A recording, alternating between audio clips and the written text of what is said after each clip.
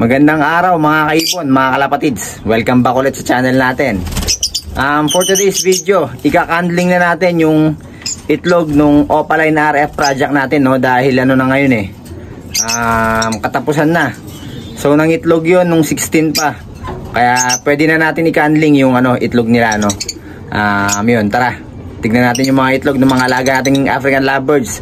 Sisilipin din natin yung ibang nest box ng mga alaga nating African lovebirds. Tara.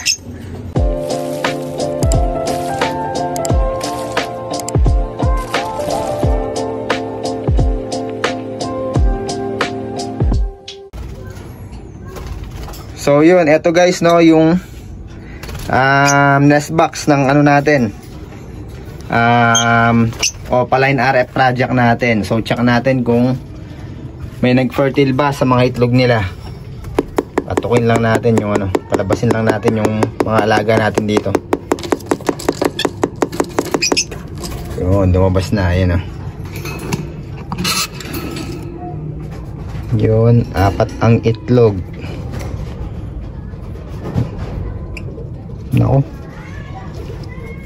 parang walang fertile mga kaibon. Ganoon. Hindi ko alam kung nagkamali ako ng date, no? Nung 16 ba sila ng itlog? Dahil lang. Check natin, ha. So yun guys, chinak natin yung YouTube channel natin. Bali na harvest natin yung anak ng RF Opaline project natin 3 weeks ago. So hindi ko sure kung nangitlog sila nung 16 ba o nung 23 lang. So ang date kasi ngayon 30. So di ko alam kung nagkamali ako ng tingin sa natin, no, dito sa natin, kalendaryo natin. Pero muna natin, i-stay muna natin yung itlog doon ng isa pang linggo, 1 week pa. Pag wala talaga nag-fertile, tatanggalin na natin yung itlog ng natin, ng RF Opaline project natin para mangitlog na sila ulit. Yun. Kasi sayang, no, sayang yung panahon. Di ko na di ko na sigurado yung date na nila ng pangingitlog nila, na mali yata tayo ng tingin sa kalendaryo natin, no. Pero yun, titignan natin, no. Check natin hanggang isang linggo pa. Tignan natin kung may mag-fertile sa mga itlog nila. Yun, tapos check natin yung ibang yung ibang nest box ng mga alaga natin, kung ilan ng itlog ng mga natin, mga alaga nating African lovebirds. So itong Lutino Opaline project natin guys, nung isang araw lang siya ng itlog, no, nung 28. Check natin kung nadagdagan na yung itlog ng alaga nating ibon dito. Di naman maselan yung ibon natin dito, kaya pwede natin lagi silipin. Basta kakatukin lang natin. So yun, dalawa na yung itlog nila, nadagdagan na, no. Good news. Sana marami silang maging itlog para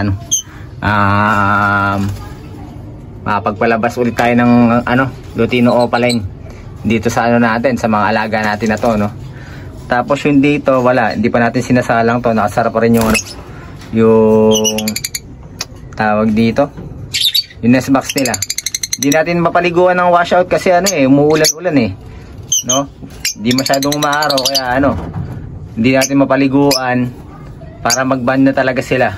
Pero pag sa gabi, nakikita ko sila, magkatabi na silang natutulog. Pero mas maganda pa rin kasi yung sigurado, no. Mas maganda pa rin yung sigurado sa sa pag-breed ng mga alaga natin African lovebirds. Kasi pag binuksan natin yung nest box niyan, baka katayin ng hen yung cock natin. Kawawa naman, sayang naman, napakaganda pa naman ng cock natin, no. So lipat naman tayo dun sa natin, iba nating mga ibon. So dito sa Lutino Opa project natin na isa, nung 14 naman to ng itlog. So 14 Monday yun, no. Check natin kung ilan na ba yung itlog nito. Tsaka kandling na rin natin, baka pwede nang i-kandling. Di rin ako sure dito kung tama ba yung date ng pag-ano ko dito. Ayan yung hen natin.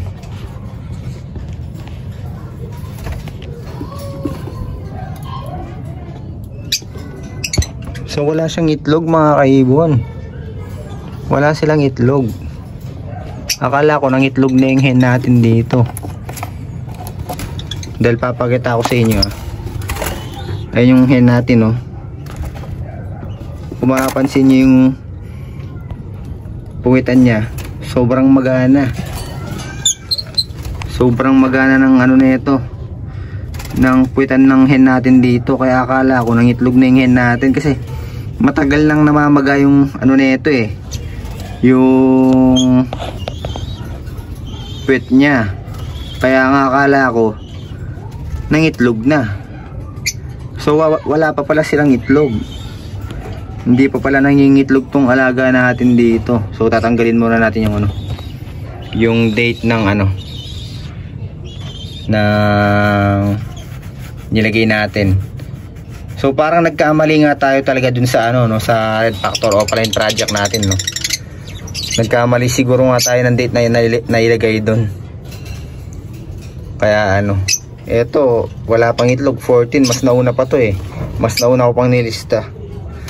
So yun, lipat naman tayo sa iba nating ibon. So ito pa yung isa pa nating Lutino Opaline project. Nung 24 naman siya ng itlog, no, 24. Bali ano pa lang, 6 days pa lang yung nakakaraan, no. 6 days simula nung nangitlog siya. Silipin natin kung ilan ang itlog niya. Palabasin lang natin yung ano natin, ibon natin dito.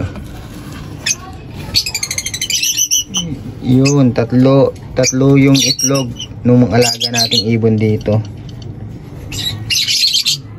So pang 6 days na pa lang, baka madagdagan pa yan guys, no. Baka madagdagan pa yung itlog ng alaga natin dito.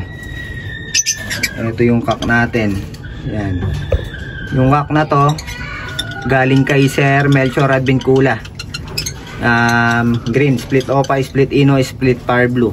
Napakagandang ibon. Yun, shoutout kay Sir Melchor Advincula. Maraming salamat. Napakabait na tao ni Sir Melchor. Yun, lipat naman tayo guys. Eto, huling sisilipin natin yung sa Opaline Pale Fallow project natin. Nung 23 naman siya ng itlog, no. 23. Ang alam ko kasi etong Opa Pale Fallow project natin at saka yung Red Factor Opaline project natin, halos sabay lang ng itlog to eh. Kaya di ako nakakasigurado talaga dun sa Red Factor Opaline natin. Baka na mali tayo ng date, no, na nailagay. Meron kasi tayo ditong kalendaryo, yan, no. Nagbabase ako sa araw. Tapos di ko alam kung nalito ako sa 16 tsaka sa 23. Kaya yun, no. Pero check natin tong ano, check natin tong Pale Fallow Opaline project natin. Ayan. Palabasin lang natin. Kaya lang di lalabas to, matapang yung alaga natin dito eh. Sasalubungin tayo agad nito. Ayun, no. So ilan na ba yung itlog? Silipin natin. Tapang eh. Tabi.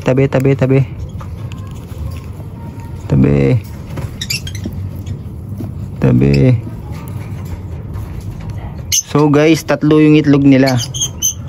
Ayun, tatlo yung itlog ng mga alaga natin dito. Tatlo pa lang. So 1 week pa lang naman. Kaya ano, baka madagdagan pa yung ano, madagdagan pa yung itlog nila, no. Sigurado madadagdagan pa yan kasi 1 week pa lang simula nung nangitlog sila. So yung sa Red Factor Opaline natin, 4 na yung itlog niya. Di ko lang alam kung anong date siya ng itlog dito. Siguro magbibigay pa tayo ng, kasi 4 na yung itlog niya eh. Ibig sabihin nasa 12 days na yun pag ganun, no, 12 days. Siguro nga tama yung 16. Hindi ako sigurado pero bibigyan pa natin ng ilang araw pa, no? Mga 3 days siguro or 5 days. Kapag wala pa ring fertile dun sa itlog nila, kukunin na natin yung itlog para mangitlog na ulit yung mga alaga natin African lovebirds. So yun mga kaibon, chinak ko nga yung yung mga vlog natin nung nakaraan. Tinignan ko sa cellphone natin, no? Sa natin, yung mga upload natin. So tama nga yung yung 16 na date ng pagitlog ng natin, ng RF Opaline project natin. So talagang pang 14 days niya na ngayon, no? Kaya pwede nang tanggalin yung itlog nun dahil wala naman talaga nag-fertile. 14 days na wala pa ring fertile, pwede nang tanggalin para mangitlog na ulit yung mga alaga nating African lovebirds. Yung Red Factor Opaline ng project natin. So yun, tara, tanggalin natin yung itlog ng natin, ng RF Opaline project natin para mangitlog natin sila agad. Tara. So yun guys, kunin na natin yung itlog ng alaga natin dito. Tapos tanggalin na natin yung date.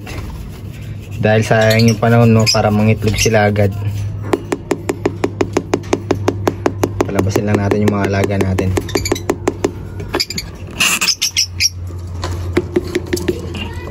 Wala talagang fertile Siguradong 14 days na sila Chinek natin. Wala, malinaw lahat. Walang sign ng kahit anong ugat. 14 days na, wala na talaga yan. Kaya kukunin na natin yung itlog para mangitlog na ulit yung hen natin dito. Yun.